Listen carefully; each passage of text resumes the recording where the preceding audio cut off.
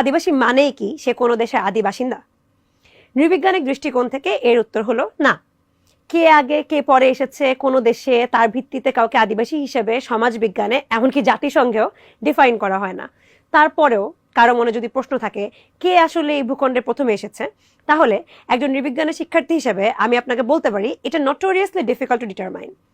আদিবাসী কে এই ট্রেসিং কষ্টসাধ্য হলেও আদিবাসী কেন পলিটিক্যালি লোডেড এর একটা উত্তর খোঁজা যেতে পারে। কোনো জাতির সুপিরিয়র ইনফিরিয়র বোধ করা বাদ দিলেও আদিবাসী শব্দ ব্যবহারের কিছু রিয়েল এফেক্ট আছে। জাতিসংঘের অঙ্গ সংস্থা আন্তর্জাতিক শ্রম সংস্থা আইএলও 1989 সালে indigenous and tribal peoples convention 1989 প্রণয়ন করে এবং 2007 সালে প্রণীত হয় UN declaration of rights of indigenous peoples, সংক্ষেপে ইউএনডিআরআই। এই কনভেনশনগুলোতে যে দেশগুলো সাইন করে তাদের আদিবাসী গোষ্ঠীদের কিছু নির্দিষ্ট রাইটস দিতে হয়।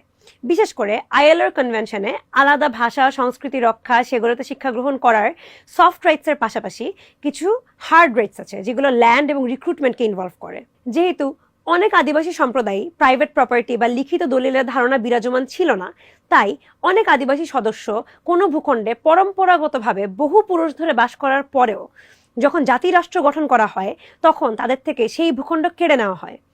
কখনো সেটা কেড়ে নেওয়া হয় অপরিচিত স্টেট ল্যাঙ্গুয়েজের জাল দলিল দিয়ে, কখনো বাই শিয়ার ফোর্স।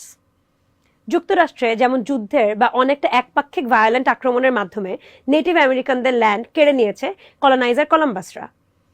এসব ইতিহাস এবং তার বর্তমান রেশকে কাউন্টার করার উদ্দেশ্যে এবং সমতাভিত্তিক সমাজ প্রতিষ্ঠার উদ্দেশ্যে আইএলও এই কনভেনশন প্রণয়ন করে বলে ডিক্লেয়ার করা আছে প্রিঅ্যাম্বলে।